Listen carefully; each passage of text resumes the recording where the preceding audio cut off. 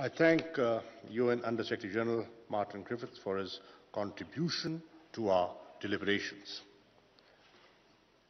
I now request His Excellency Imran Khan, Prime Minister of the Islamic Republic of Pakistan, for his keynote address.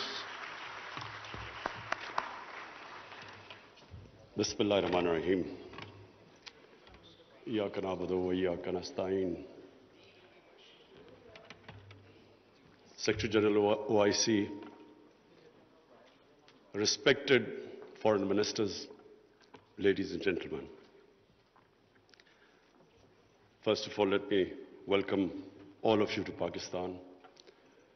The irony is that 41 years ago, the extraordinary meeting of the OIC was held in Pakistan. It was discussing Afghanistan. And since then, all the troubles of Afghanistan started. No country has suffered as much as Afghanistan. 40 years of conflict. And then add to it recently prolonged drought, 75% of the people living off the land. And then, even before 15th of August, half the population below the poverty line. Years of corrupt governance. 75% of the budget supported by foreign aid. Now, a country in this situation, after 15th August, if the foreign aid dries up, the foreign reserves get frozen, banking system freezes, any country is going to collapse, let alone Afghanistan, which has suffered for the past 40 years. So I'm really glad all the speakers before me mentioned the gravity of the situation. Especially, I would like to point out what Michael Griffith, Under-Secretary of the United Nations Secretary General, what he had to say, the figures he gave. So the point is that if the world does not act, this will be the biggest man-made crisis which is unfolding in front of us. We, the OIC, it's a big responsibility on us, because not only is it the situation in Afghanistan as it unfolds, but it's a religious duty to help them. And I must say that we have to, and I speak to the United States specifically, they must de-link the Taliban government from the 40 million Afghan citizens. Even if they've been in conflict with Taliban for 20 years. But this is a question of the people of Afghanistan. 40 million human beings. And that's why it is very important that action is taken immediately. Already we are late. The Afghan winter, everyone knows, is extremely severe. And these preconditions the Taliban have to, unless they have an inclusive government, human rights, women's rights, do not allow terrorism from the soil, unless these preconditions are met, the humanitarian aid will not flow, and their foreign reserves won't be allowed to have them, or the banking system won't be allowed to function. This is very important. That first of all, the one time I met the Taliban foreign minister, he categorically said that they wanted to comply with these three conditions. Now the point is, we must understand that when we talk about human rights, every society is different. Every society's idea of human rights and women's rights are different. I just give you an example of the Pakhtunkhwa province, which borders Afghanistan. Because the culture is similar, because Taliban is basically predominantly a Pashtun movement, and there are more Pashtuns on our side of the border. Now, the city culture is completely different with the rural culture. Culture in Kabul was always different to rural areas. Just like in Peshawar, it is completely different, the culture, to the district adjoining the Afghanistan border. So I give you an example. We give stipends to the child's parents to put the girls into school. But in our tribal districts, or the district adjoining Afghanistan, if we are not sensitive to the cultural norms of those people, even with stipends, they won't send the girls to school.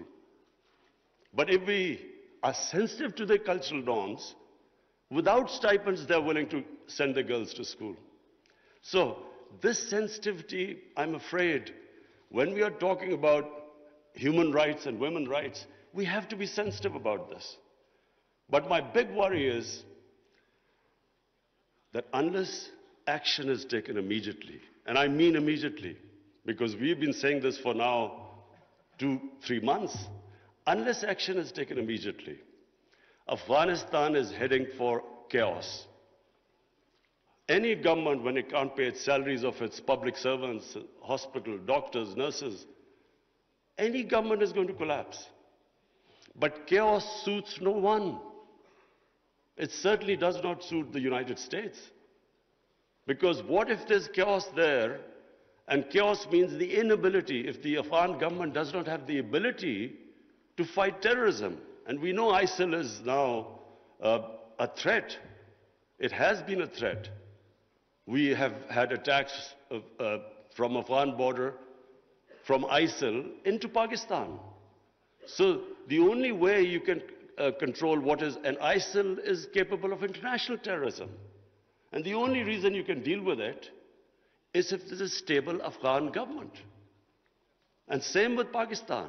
Our worry is, and remember, Pakistan lost 80,000 people. We were the biggest collateral damage of the Afghan war. Our economy was shattered. Over $100 billion lost to the economy. 3.5 million people internally displaced. Well, the last thing we want is chaos in Afghanistan, more refugees. We already have over 3 billion Afghan refugees. To date, we have 234,000 Afghans who've overstayed their visa because their situation in Afghanistan means they can't go back. And remember, this is a country, like most developing countries, who are suffering from the fallout of the coronavirus. COVID-19, we're all suffering from the impact it has had on world economies.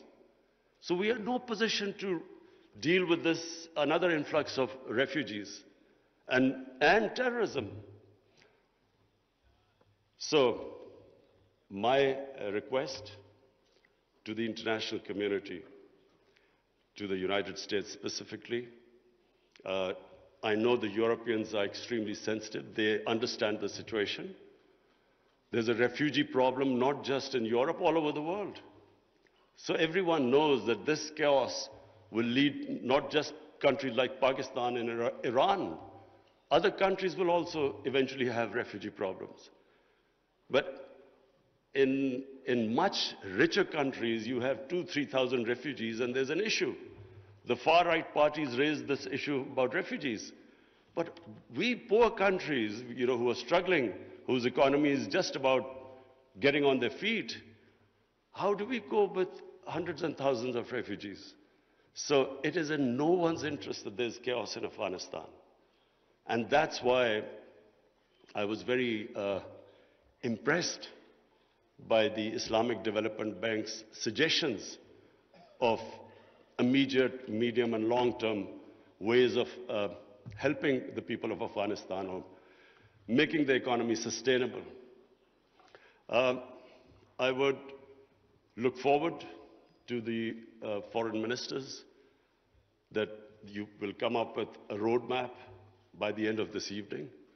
And that roadmap not only should be pushed by the OIC, by the United Nations, by the European Union, and by, of course, the United States. Because, as I repeat, chaos in Afghanistan suits no one. And finally, because I have this platform of the OIC foreign ministers, I would just raise two more points. One is Palestine and Kashmir. The people of Palestine and Kashmir look to us.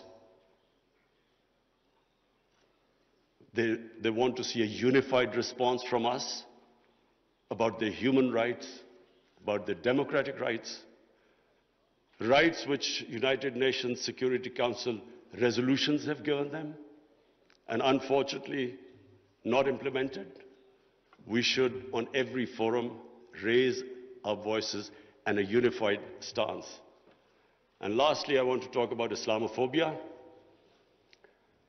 Unfortunately, the refugee crisis in Western countries has exacerbated Islamophobia. Islamophobia really started reaching a dangerous levels after 9/11, when terrorism and Islam were connected. When terms like radical Islam came, they connected somehow. Islam was responsible for terrorism and radicalization. So this connection has made life difficult for people living in Western countries, Muslims living in Western countries. The man in the street in the West cannot distinguish between what is a moderate Muslim and what is a radical Muslim. So you have stuff like in New Zealand, a man walks into a mosque and shoots 50 people. It's because this term, radical Islam, Islamic terrorism, they have to be delinked. And secondly, the reason for Islamophobia is people in the West do not understand when our Prophet Muhammad sallallahu alaihi wasallam is mocked or ridiculed or insulted. They can't understand the reaction amongst the Muslims because their attitude to religion is different to ours. So it's very important for the OIC to play its part in explaining to the Western world on forums like European Union, United Nations, their think tanks, making them understand. Rather than this gap growing between Muslims and non-Muslims because of inability to understand Islam, it is our responsibility in the OIC that we make them understand. We have in Pakistan formed an authority. It's called Rahmatul Alameen Authority. The purpose is to have top Pakistani scholars in this authority who coordinate with Muslim scholars all over the world. And one of the objectives of this Rahmatul Alameen Authority is that there should be a considered intellectual response when things like a cartoon appears insulting our Holy Prophet, peace be upon him.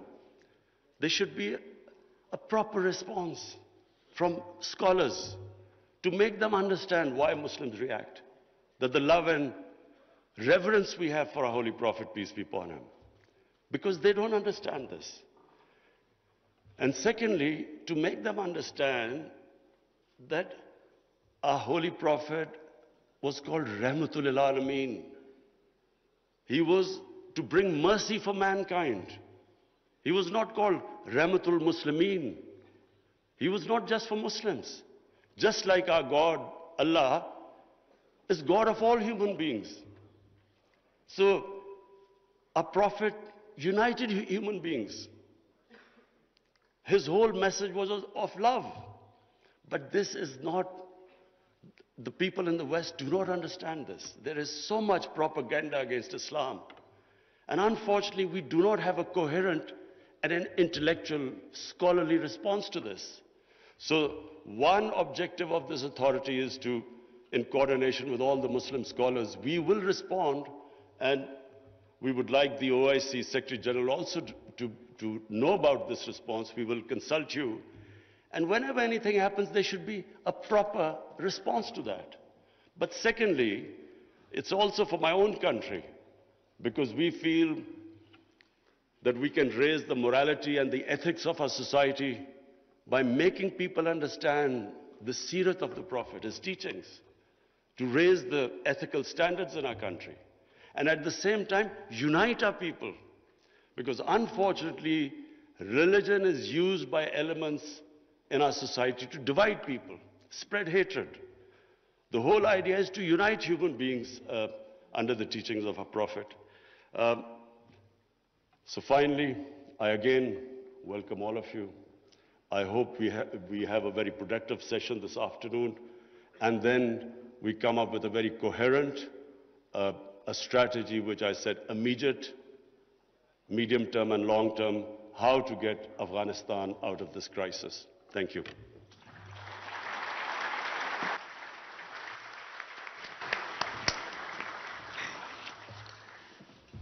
Thank you very much, Prime Minister, for your gracious presence and words of wisdom.